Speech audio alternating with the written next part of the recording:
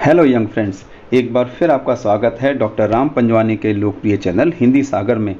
आज हम चर्चा करेंगे कक्षा 10 सीबीएसई के पाठ्यक्रम में सम्मिलित रचना के आधार पर वाक्य के भेद पाठ की। ये जो पाठ है रचना के आधार पर वाक्य के भेद, इसकी शुरुआत करते हैं वाक्य से। सबसे पहले हम ये जानेंगे वाक्य किसे कहते हैं। तो शब्दों के सार्थक समूह को वाक्य कहते हैं, अर्थात शब्दों का ऐसा समूह जिसका अर्थ निकल रहा हो उसे वाक्य कहते हैं। अगर शब्दों का ऐसा समूह है जिसका कोई अर्थ नहीं निकल रहा है तो इसे वाक्य नहीं कहेंगे। जैसे राधा दीवानी कृष्ण है कि, ये शब्दों का समूह तो है किंतु इसका कोई अर्थ नहीं निकल रहा है, इसलिए इसे वाक्य नहीं कहेंगे। अगर इन्हीं शब्दों को हम ठीक से अरेंज कर लें तो यह वाक्य बनेगा राधा कृष्ण की दीवानी है, इसे हम वाक्य कह सकते हैं। दोस्तों, वाक्य में एक उद्देश्य और एक विधेय होता है। उद्देश्य अर्थात कर्ता, जो वाक्य के अंदर कुछ कार्य कर रहा है, तथा वाक्य में एक विधेय होता है। विधेय अर्थात क्रियापदबंध, क्रिया के साथ में जुड़े हुए अन्य शब्द जैसे कर्म आदि भी क्रियापदबंध के अंतर्गत ही आते हैं। अब आते हैं वाक्य के भेद पर। वाक्य के 3 भेद होते हैं: सरल वाक्य, संयुक्त वाक्य और मिश्र वाक्य। तो सबसे पहले हम चर्चा करेंगे सरल वाक्य की। सरल वाक्य के अंदर एक उद्देश्य और एक विधेय होता है, अर्थात इस वाक्य में एक कर्ता और एक क्रियापदबंध होता है। लेकिन सरल वाक्य में कुछ वाक्य ऐसे भी होते हैं जो परीक्षा में आते हैं, उनके अंदर एक से अधिक क्रियाएं होती हैं। अगर किसी सरल वाक्य में एक से अधिक क्रियाएं हैं तो उनमें से एक समापिका क्रिया होती है और एक पूर्वकालिक क्रिया होती है। समापिका क्रिया अर्थात जो क्रिया वाक्य में आती है, वाक्य के अंत में आती है और उसका कार्य सबसे अंत में समाप्त होता है। पूर्वकालिक क्रिया ऐसी क्रिया या तो वाक्य के प्रारंभ में आती है या वाक्य के मध्य में आती है, किंतु इस क्रिया की पहचान ये है कि इस क्रिया का कार्य समापिका क्रिया से पहले समाप्त हो जाता है। तो ये ध्यान रखिएगा कि अगर किसी वाक्य में एक से अधिक क्रियाएं आती हैं तो उनमें से एक क्रिया पूर्वकालिक क्रिया होती है और एक क्रिया समापिका क्रिया होती है। सरल वाक्य के उदाहरण देखते हैं। राधा कृष्ण की दीवानी है, ये सरल वाक्य है। इसके अंदर एक कर्ता है राधा और एक क्रियापदबंध है कृष्ण की दीवानी है। दूसरा उदाहरण, बच्चे रोज स्कूल जाते हैं। इस वाक्य में उद्देश्य है बच्चे अर्थात कर्ता और रोज स्कूल जाते हैं क्रियापदबंध है। उदाहरण नंबर 3, माताजी खाना बनाती हैं। इसमें उद्देश्य है माताजी और विधेय है खाना बनाती हैं। अब चौथा वाक्य देखते हैं, सचिन शाम को ट्यूशन पढ़कर खेलने जाता है। इस वाक्य में 2 क्रियाएं आई हैं, ट्यूशन पढ़कर और दूसरा खेलने जाता है। इसमें जो ट्यूशन पढ़कर है यह पूर्वकालिक क्रिया है क्योंकि ये पहले समाप्त हो रही है। दूसरी क्रिया है खेलने जाता है, ये समापिका क्रिया है क्योंकि ये वाक्य के अंत में आ रही है और यह क्रिया बाद में समाप्त हो रही है। तो ये था सरल वाक्य। अब हम चर्चा करेंगे संयुक्त वाक्य की। संयुक्त वाक्य ऐसे वाक्य होते हैं जिनमें 2 सरल वाक्य समानाधिकरण योजक से जुड़े होते हैं, अर्थात किसी ऐसे शब्द के द्वारा दोनों वाक्य आपस में जुड़े होते हैं, लेकिन अगर योजक को हटा दिया जाए तो दोनों वाक्य स्वतंत्र वाक्यों में बदल जाते हैं, अर्थात दोनों अपना अर्थ पूर्ण रूप से प्रकट करते हैं। उदाहरण के माध्यम से यह आपको स्पष्ट रूप से समझ में आ जाएगा कि संयुक्त वाक्य कैसा होता है। जैसे होमवर्क पूरा कर लो वरना टीचर नाराज होंगी। इसमें 2 वाक्य हैं, होमवर्क पूरा कर लो, टीचर नाराज होंगी। अगर बीच में से वरना को हटा दिया जाए तो दोनों वाक्य स्वतंत्र हो जाते हैं, अर्थात अपना पूर्ण अर्थ प्रकट करते हैं। दूसरा उदाहरण है, यहाँ बैठो परंतु बात मत करो। इसमें समानाधिकरण योजक है, परंतु अगर दोनों वाक्यों के बीच से इसे हटा दिया जाए, अर्थात यहाँ बैठो और दूसरा वाक्य है बात मत करो, तो दोनों ही वाक्य अपना पूर्ण अर्थ प्रकट करने में समर्थ हैं। तीसरा उदाहरण है, मैंने समझाया था लेकिन वह नहीं मानी। अगर इसमें से लेकिन शब्द को हटा दिया जाए तो दोनों वाक्य मैंने समझाया था और दूसरा वाक्य वह नहीं मानी, दोनों स्वतंत्र हो जाते हैं, अर्थात पूर्ण रूप से अपना अर्थ प्रकट करते हैं। तीसरे नंबर का जो वाक्य है वो है मिश्र वाक्य। इस मिश्र वाक्य में 2 उपवाक्य होते हैं, एक स्वतंत्र उपवाक्य और एक आश्रित उपवाक्य। अब ये स्वतंत्र उपवाक्य और आश्रित उपवाक्य हम इन वाक्यों को क्यों कहते हैं? स्वतंत्र उपवाक्य अपना पूर्ण अर्थ प्रकट करता है, अर्थात यह अपना अर्थ प्रकट करने के लिए किसी और वाक्य पर आश्रित नहीं रहता है, जबकि आश्रित उपवाक्य अपना पूर्ण अर्थ प्रकट नहीं करता है। यह अपना अर्थ प्रकट करने के लिए स्वतंत्र उपवाक्य पर निर्भर करता है। स्वतंत्र उपवाक्य के बिना इसका पूर्ण अर्थ प्रकट नहीं होता है। मिश्र वाक्य में जैसा कि आपने समझा, दो उपवाक्य होते हैं, स्वतंत्र उपवाक्य और आश्रित उपवाक्य। अब हम इसके उदाहरण देखेंगे। मैं आपको जो उदाहरण देने जा रहा हूं उसको आप लोगों की सुविधा के लिए मैंने स्वतंत्र उपवाक्य को काले अक्षर से लिखा है और आश्रित उपवाक्य को लाल अक्षर से लिखा है। तो पहला उदाहरण है, मुझे मालूम है कि कल बिजली नहीं आएगी। तो प्रश्न उठता है कि स्वतंत्र उपवाक्य क्या है? मुझे मालूम है। तो क्या मालूम है? कल बिजली नहीं आएगी। दूसरा उदाहरण है, वह ऐसे चल रहा था जैसे कोई बीमार हो। तो वह कैसे चल रहा था? जैसे कोई बीमार हो। तीसरा उदाहरण, वह डॉक्टर के पास इसलिए गई क्योंकि वह बीमार थी। वह डॉक्टर के पास क्यों गई? क्योंकि बीमार थी।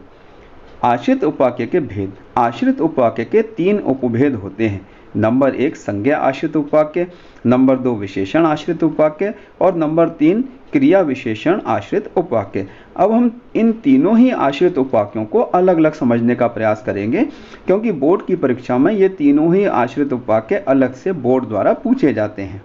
तो चलिए हम बात करते हैं संज्ञा आश्रित उपवाक्य की।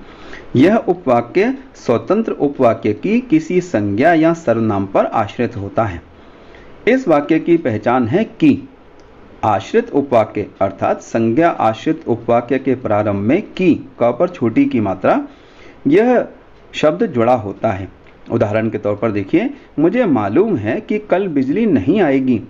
इसको पहचानने के लिए हम स्वतंत्र उपवाक्य में क्या शब्द से प्रश्न बनाते हैं। मुझे क्या मालूम है? क्या मालूम है कि कल बिजली नहीं आएगी। दूसरा उदाहरण है, लोग कह रहे थे कि इस गांव के बाहर मंदिर था। स्वतंत्र उपवाक्य क्या है? लोग कह रहे थे। और आश्रित उपवाक्य क्या है? कि इस गांव के बाहर मंदिर था। हमने प्रश्न बनाया, लोग क्या कह रहे थे? कि इस गांव के बाहर मंदिर था। तीसरा वाक्य है, इस साल गोवा चलेंगे, पिताजी ने बताया। अब इसमें स्वतंत्र उपवाक्य क्या है? पिताजी ने बताया। और आश्रित उपवाक्य क्या है? इस साल गोवा चलेंगे। तो हम प्रश्न बनाएंगे, पिताजी ने क्या बताया? इस साल गोवा चलेंगे। तो इस प्रकार से क्या शब्द से प्रश्न बनाने पर हमें जो उपवाक्य मिलता है उसे संज्ञा आश्रित उपवाक्य कहते हैं। जो मैंने 3 उदाहरण आपको बताए हैं उसमें ध्यान से देखने पर पता चलेगा कि ऊपर के दोनों उदाहरण में आश्रित उपवाक्य बाद में है, इसलिए उसके प्रारंभ में की शब्द जुड़ा हुआ है। लेकिन तीसरा वाक्य में आश्रित उपवाक्य वाक्य के प्रारंभ में है, इसलिए इसमें की शब्द नहीं जुड़ा हुआ है। कई बार आश्रित उपवाक्य मिश्र वाक्य के प्रारंभ में आता है, तो यह की शब्द इसके प्रारंभ में नहीं जुड़ा होता है। कोई भी वाक्य की से प्रारंभ नहीं होता है। तो ये वाक्य भी ऐसा ही है, आश्रित उपवाक्य प्रारंभ में है, इसलिए की इसमें नहीं जुड़ा हुआ है। तो अब हम चर्चा करेंगे दूसरे उपवाक्य की, अर्थात विशेषण आश्रित उपवाक्य। विशेषण आश्रित उपवाक्य ऐसे होते हैं जो स्वतंत्र उपवाक्य की संज्ञा या सर्वनाम की विशेषता बताते हैं।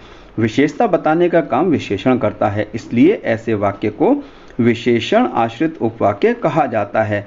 विशेषण आश्रित उपवाक्य के प्रारंभ में जो, जिसे, जिसने, जिसका, जिसकी आदि शब्द आते हैं। आश्रित उपवाक्यों के प्रारंभ में ही ये शब्द सदैव आते हैं।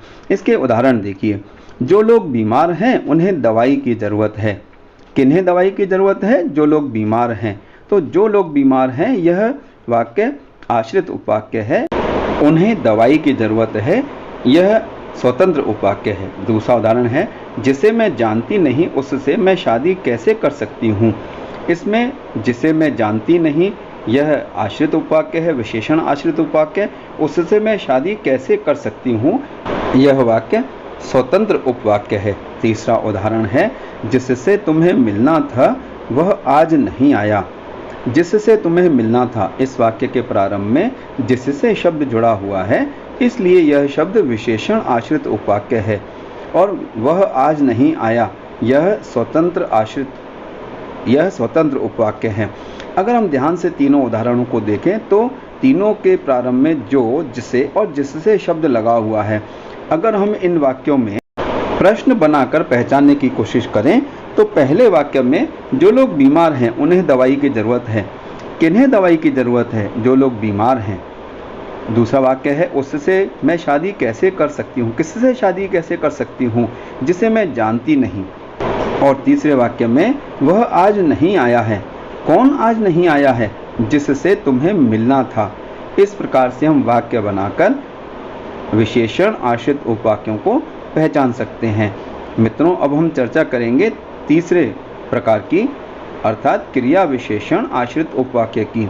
तो जो आश्रित उपवाक्य स्वतंत्र उपवाक्य की क्रिया की विशेषता बताता है उसे क्रिया विशेषण आश्रित उपवाक्य कहते हैं। अब हम यह भी समझने का प्रयास करेंगे कि इन आश्रित उपवाक्यों को क्रिया विशेषण आश्रित उपवाक्य क्यों कहते हैं। क्योंकि ये आश्रित उपवाक्य स्वतंत्र उपवाक्य की क्रिया की विशेषता बताते हैं। जो शब्द क्रिया की विशेषता बताते हैं उन्हें क्रिया विशेषण कहते हैं। अगर क्रिया की विशेषता बताने का कार्य पूरा एक वाक्य करे तो उसे क्रिया विशेषण आश्रित उपवाक्य कहा जाता है। क्रिया विशेषण आश्रित उपवाक्य के 5 उपभेद होते हैं। नंबर 1, स्थानवाची क्रिया विशेषण उपवाक्य। नंबर 2, कालवाची क्रिया विशेषण आश्रित उपवाक्य। नंबर 3, रीतिवाची क्रिया विशेषण उपवाक्य। नंबर 4, परिमाणवाची क्रिया विशेषण उपवाक्य। नंबर 5, कारणवाची क्रिया विशेषण उपवाक्य। अगर आप लोग ध्यान से देखेंगे तो ये भेद वही हैं जो क्रिया विशेषण के भेद हैं, अर्थात क्रिया विशेषण के भेद ही क्रिया विशेषण आश्रित उपवाक्य के भेद भी होते हैं। अब हम बात करेंगे स्थानवाची क्रिया विशेषण की। चूंकि हमें क्रिया की विशेषता बतानी है तो इस उपवाक्य में क्रिया के होने के स्थान संबंधी विशेषता बताई जाती है, इसीलिए इसे स्थानवाची क्रिया विशेषण उपवाक्य कहते हैं। एक उदाहरण देखिए, जहाँ सड़क टूटी थी वहाँ दुर्घटना हो गई। जहाँ तुम्हारा स्कूल है वहीं मेरे दोस्त का घर है। अब हम इसको समझने का प्रयास करेंगे कि यह स्थानवाची क्रिया विशेषण उपवाक्य क्यों है। इस मिश्र वाक्य में 2 वाक्य हैं, 2 उपवाक्य हैं। जहाँ सड़क टूटी थी, यह वाक्य जहाँ शब्द से प्रारंभ हो रहा है इसलिए यह आश्रित उपवाक्य है। वहाँ दुर्घटना हो गई, ये स्वतंत्र उपवाक्य है। आश्रित उपवाक्य कौन सा है यह पता लगाने के लिए हम स्वतंत्र उपवाक्य की क्रिया के साथ में प्रश्न बनाएंगे। तो स्वतंत्र उपवाक्य क्या है? वहाँ दुर्घटना हो गई। हम प्रश्न बनाएंगे कहाँ से, क्योंकि कहाँ शब्द से हमें स्थान संबंधी विशेषता का पता चलता है। तो कहाँ दुर्घटना हो गई? जहाँ सड़क टूटी हुई थी। तो यह आश्रित उपवाक्य है, स्थानवाची क्रिया विशेषण उपवाक्य। अब हम दूसरा उदाहरण देखते हैं। जहाँ तुम्हारा स्कूल है वहीं मेरे दोस्त का घर है। इसमें जहाँ तुम्हारा स्कूल है, यह वाक्य जहाँ शब्द से प्रारंभ हो रहा है, तो देखने से ही पता चलता है कि यह आश्रित उपवाक्य है। अब स्वतंत्र उपवाक्य कौन सा है? वहीं मेरे दोस्त का घर है। अब हम प्रश्न बनाएंगे स्वतंत्र उपवाक्य की क्रिया के साथ में। कहाँ मेरे दोस्त का घर है? जहाँ तुम्हारा स्कूल है। तो हमें क्या उत्तर मिला? जहाँ तुम्हारा स्कूल है। तो यही जो वाक्य है यह स्थानवाची क्रिया विशेषण उपवाक्य है। क्रिया विशेषण आश्रित उपवाक्य का अब हम दूसरा भेद देखते हैं। यह है कालवाची क्रिया विशेषण उपवाक्य। इस उपवाक्य में क्रिया के समय के पता चलता है कि यह क्रिया कब हो रही है। उदाहरण देखते हैं। जब हमें स्वयं करना पड़ा तब हमारे पसीने छूट गए। अब हम प्रश्न बनाएंगे कब हमारे पसीने छूट गए? कब हमारे पसीने छूट गए? जब हमें स्वयं करना पड़ा, अर्थात हमें समय का पता चल रहा है कि यह क्रिया कब हुई। दूसरा उदाहरण देखिए। जब दीपावली आई तब बच्चों ने नए कपड़े पहने।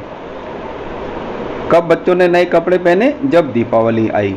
जब शब्द से प्रारंभ होने वाला वाक्य कालवाची क्रिया विशेषण उपवाक्य है। अब हम चर्चा करेंगे क्रिया विशेषण उपवाक्य के तीसरे प्रकार की। यह है रीतिवाची क्रिया विशेषण उपवाक्य। इस उपवाक्य में किसी क्रिया के होने का ढंग पता चलता है, अर्थात यह क्रिया किस रीति से हो रही है। उदाहरण देखिए। वह ऐसे खेल रहा था जैसे कभी आउट नहीं होगा। तो इसमें आश्रित उपवाक्य कौन सा है? जैसे कभी आउट नहीं होगा। और स्वतंत्र उपवाक्य कौन सा है? वह ऐसे खेल रहा था। हम प्रश्न बनाएंगे वह कैसे खेल रहा था? जैसे कभी आउट नहीं होगा। तो उसके खेलने के ढंग का, रीति का, तरीके का पता चल रहा है। दूसरा उदाहरण देखिए, जैसे ही घंटी बजी बच्चे स्कूल से बाहर आ गए। बच्चे स्कूल से बाहर कैसे आ गए? जैसे ही घंटी बजी, अर्थात जैसे ही घंटी बजी बच्चे स्कूल से बाहर आ गए। चौथा प्रकार है परिमाणवाची क्रिया विशेषण उपवाक्य। इस प्रकार के क्रिया विशेषण उपवाक्य में क्रिया होने का परिमाण पता चलता है, अर्थात मात्रा का पता चलता है। जितना वह दौड़ सकती थी उतना नहीं दौड़ सकी। वह कितना दौड़ सकती थी, कितना नहीं दौड़ सकी? जितना वह दौड़ सकती थी, अर्थात अपनी क्षमता से कम दौड़ पाई, कम मात्रा में दौड़ पाई। दूसरा उदाहरण देखिए, जितना बेच सकता था उसने सामान बेच दिया। अब उसमें प्रश्न बनाएंगे, उसने कितना सामान बेच दिया? उसने कितना सामान बेच दिया? जितना बेच सकता था, अर्थात जितना सामान वह बेच सकता था उतना सामान उसने बेच दिया। यह उसके बेचने की क्षमता का पता लगाता है, बेचने की परिमाण का पता लगाता है। चलिए मित्रों, अब हम पता लगाते हैं आखिरी कारणवाची क्रिया विशेषण उपवाक्य का। इस उपवाक्य के अंदर आश्रित उपवाक्य और स्वतंत्र उपवाक्य में क्रिया होने के कारण और कार्य के भाव का पता चलता है। क्योंकि वह बीमार थी इसीलिए परीक्षा नहीं दी। उसने परीक्षा क्यों नहीं दी? क्योंकि वह बीमार थी। इसमें कारण बताया जा रहा है। दूसरा उदाहरण देखेंगे, क्योंकि स्कूल पास ही है इसलिए मैं पैदल ही जाता हूँ। मैं पैदल क्यों जाता हूँ? क्योंकि मेरा स्कूल पास में ही है। इसमें पैदल जाने का कारण बताया जा रहा है। तो मित्रों, आज का पाठ यहीं पर समाप्त करते हैं। मेरे चैनल को लाइक, शेयर और सब्सक्राइब जरूर कीजिएगा। और हाँ, कमेंट बॉक्स में बताना न भूलिएगा कि अगला वीडियो आप किस पर, कौन से टॉपिक पर देखना चाहते हैं। आपके सुझावों का सदैव ही स्वागत रहेगा। मेरे चैनल को लाइक, शेयर और सब्सक्राइब जरूर कीजिएगा ताकि आने वाले वीडियोस आपको मिलते रहें और आपके बोर्ड में बहुत अच्छे से नंबर आएँ, पूरे नंबर आएँ। धन्यवाद।